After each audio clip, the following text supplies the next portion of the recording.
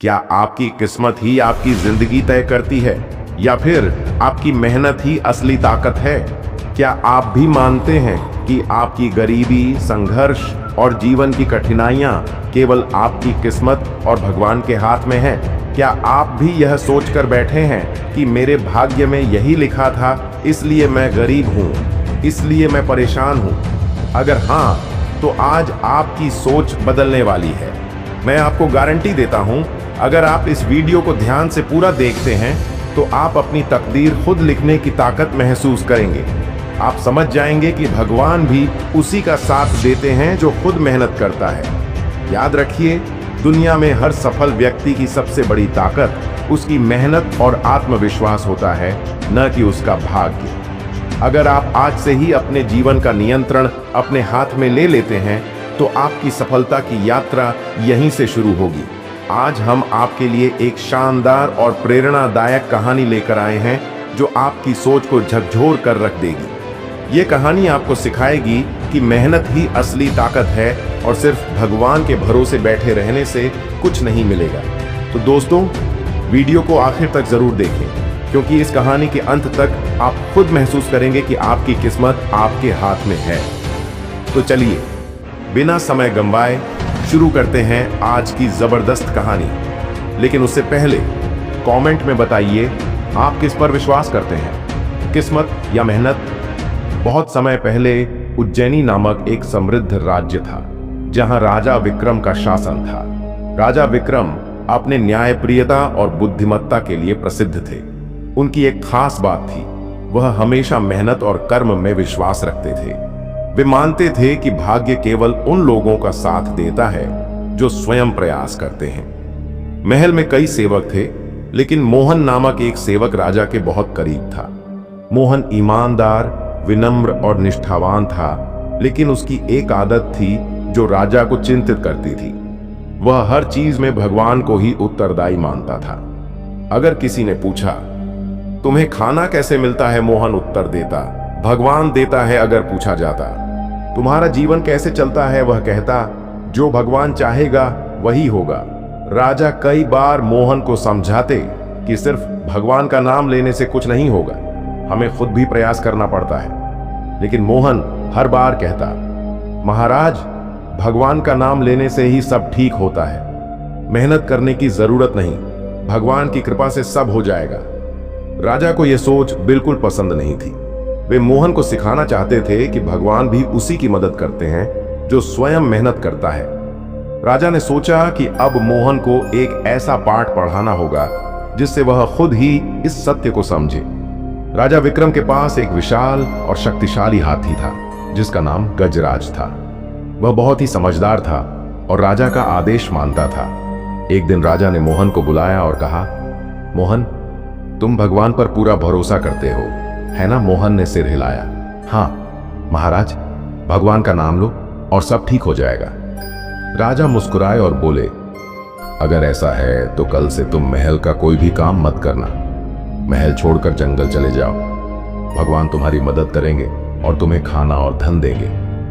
मोहन को राजा की बात अजीब लगी, लेकिन उसने सोचा कि यह भगवान की परीक्षा है और वह इसमें सफल होगा। वह खुशी खुशी महल छोड़कर जंगल की ओर चल पड़ा।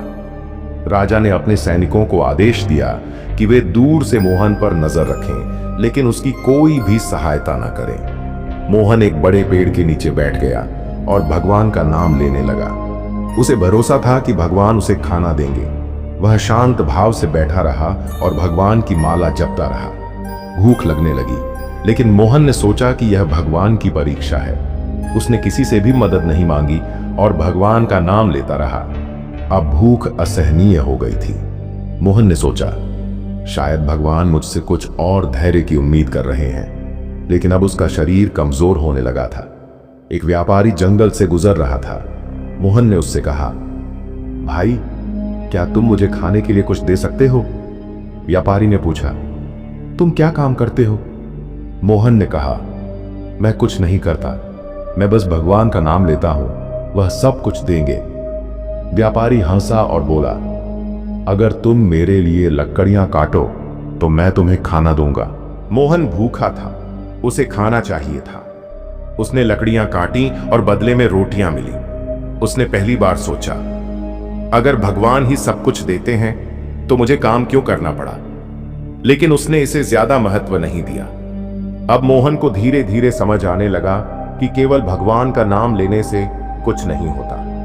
वह जंगल में रहने लगा और छोटी मोटी मेहनत करने लगा।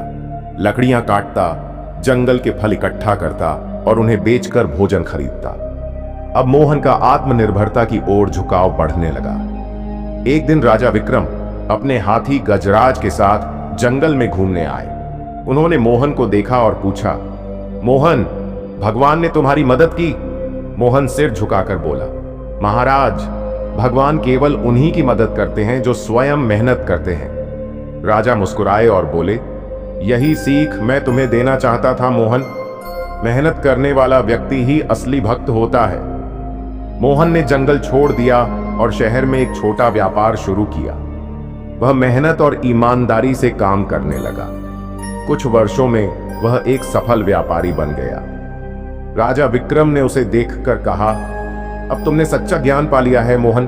भगवान उन्हीं की मदद करते हैं जो खुद मेहनत करते हैं। मोहन ने हाथ जोड़कर कहा, महाराज, अब मैं समझ गया कि भगवान कोई चमत्कार नहीं करते, बल्कि हमारी मेहनत का ही फल हमें मिलता है। इस कहानी से हमें यह सीख मिलती है कि केवल भगवान पर निर्भर रहकर कुछ भी हासिल नहीं किया जा सकता। मेहनत ही सफलता की कुंजी है।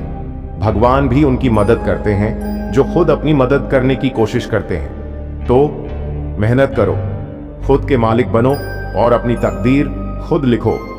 तो दोस्तों, अब फैसला आपके हाथ में है। क्या आप भी सिर्फ किस्मत के भरोसे बैठे रहेंगे या फिर अपनी मेहनत से अपनी तकदीर खुद लिखेंगे?